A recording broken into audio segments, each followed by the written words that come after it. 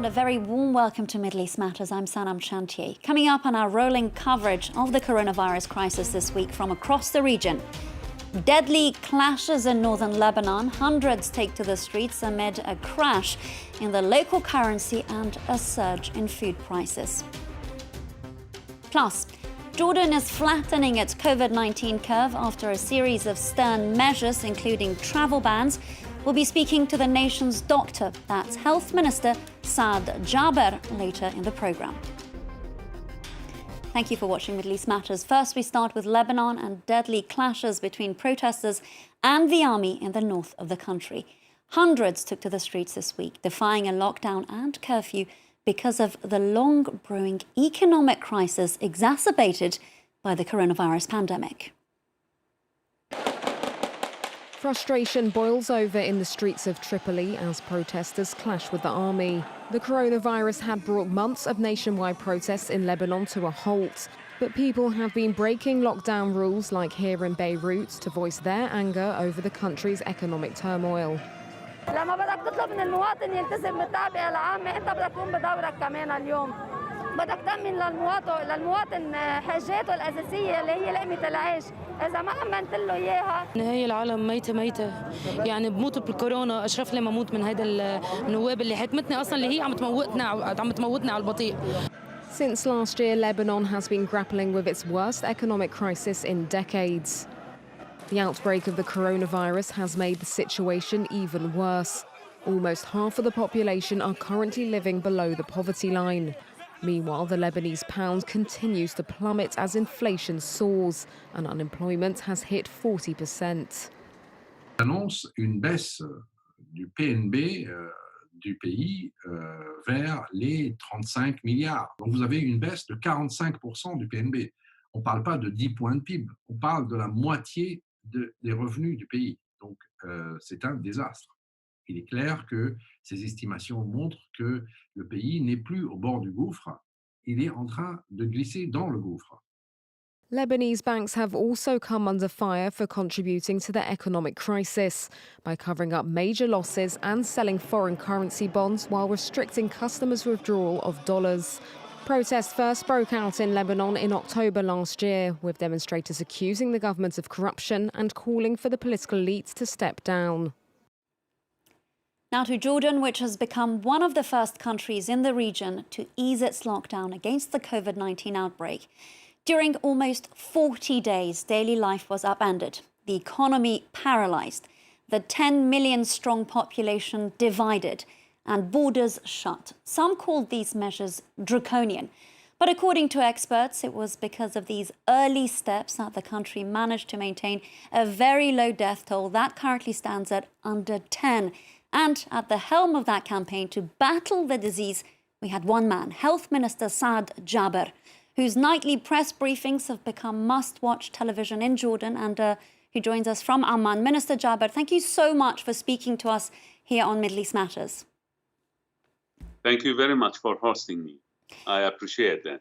Now, they are calling you Jordan's answer to Dr. Fauci. That's, of course, the trusted voice in the US on the virus. But you actually managed to do something that he wasn't able to. Your country took very stern preemptive measures. How did you do this, given that this came at a time when neighboring countries were still, some might say, dragging their feet? I looked at what was happening in China, in Wuhan, and when I heard they quarantined the whole city or a whole province of 20 million, I mean, and seeing what they are doing, it seemed that something big is coming, and it's not an easy thing. So we started to dig out what's going on and how serious is this one. It was obvious that it was coming. So we started maybe at the 24th of January, before the disease completed 1 month of its age, started to take measures. Because otherwise, I mean, I thought something big will happen and reach us, and it will be disastrous if at least we are not some kind of prepared or knowing where we stand and what we can do.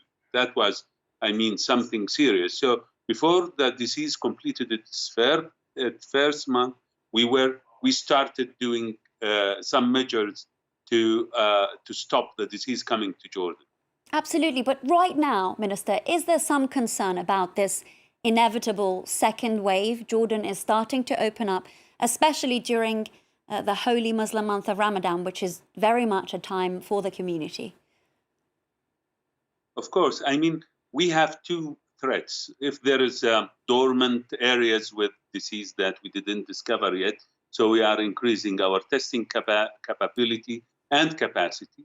So we are increasing the number, random tests, so on, and high-risk group testing, so that to discover if there is any area not tested yet.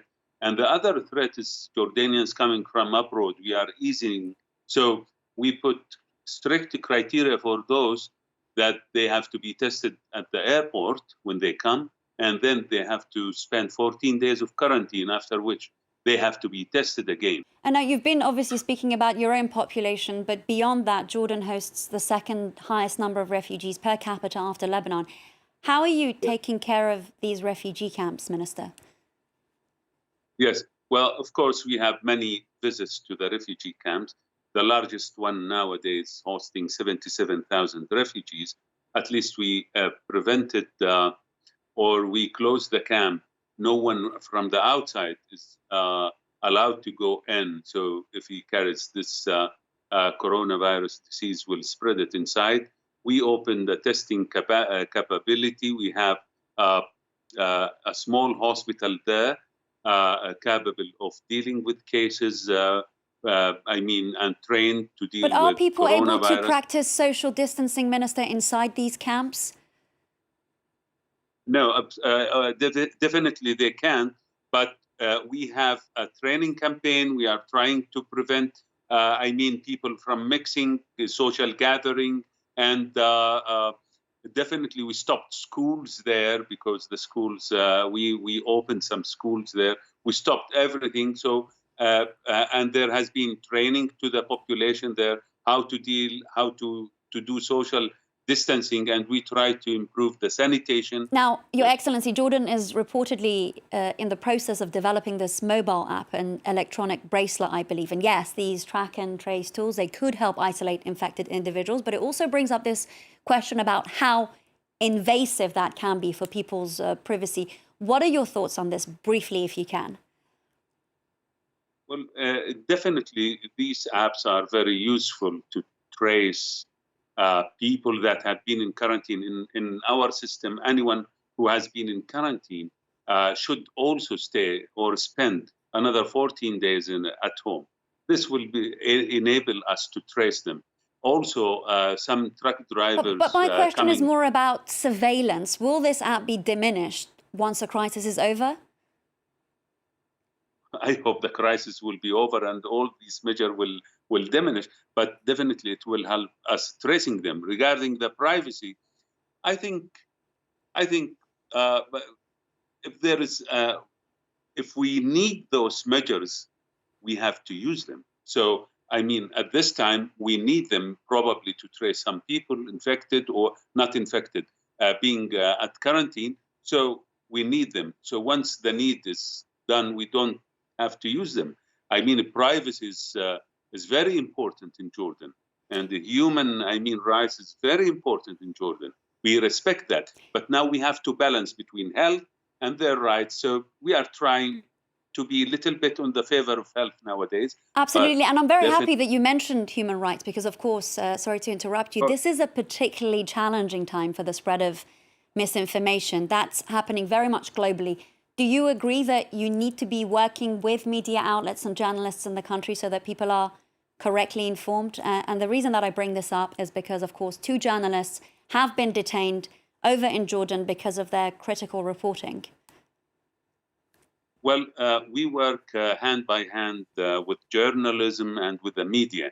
And actually, our strong media campaign, not talking only about myself or the Minister of Health, but the whole medical part had a huge and very effective media campaign that made or built the trust between the government and the people. So, we were hand in hand together to combat this disease, and we succeeded together because we knew from day one that we will not succeed unless people trust us. Absolutely, but so that is the question. We go back to that question of trust. What about these two journalists who've been detained?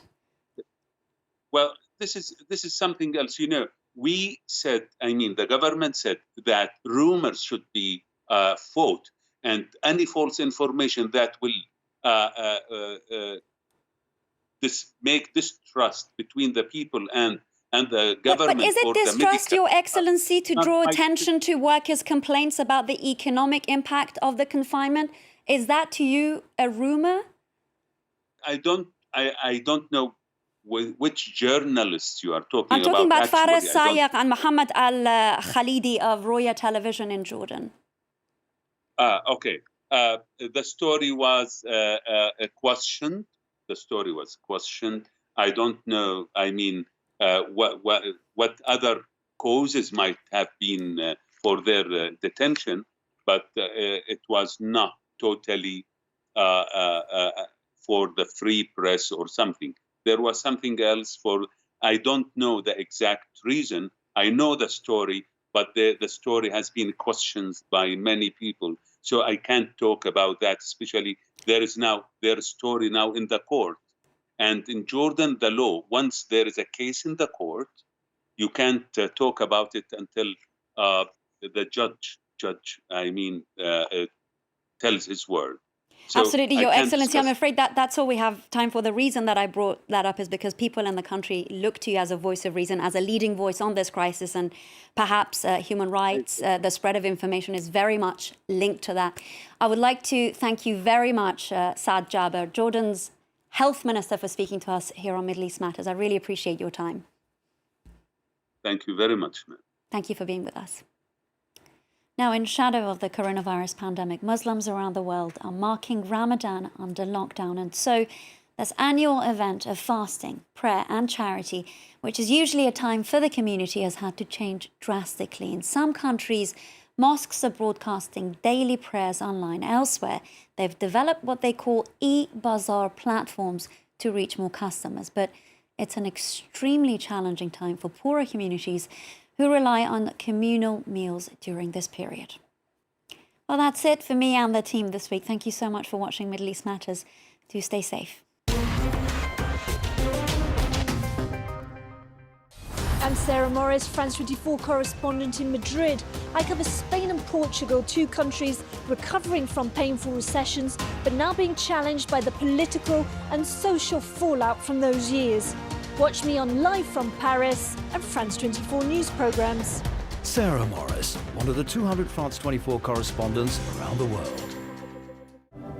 Fake news. Noun. False stories that appear to be news, spread on the internet or using other media.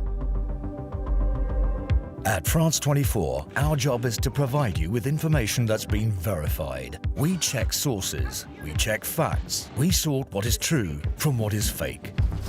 At the France 24 Observers, we verify photos and videos circulating online. If they're fake, we let you know and tell you how we spotted them. In Fact or Fake, we dig into viral stories around Europe to shake out the truth from the trash. Every day, the Info Migrants team scours social networks to fight fake news about the reality of migration. France 24, news based on facts. Liberté, égalité, actualité.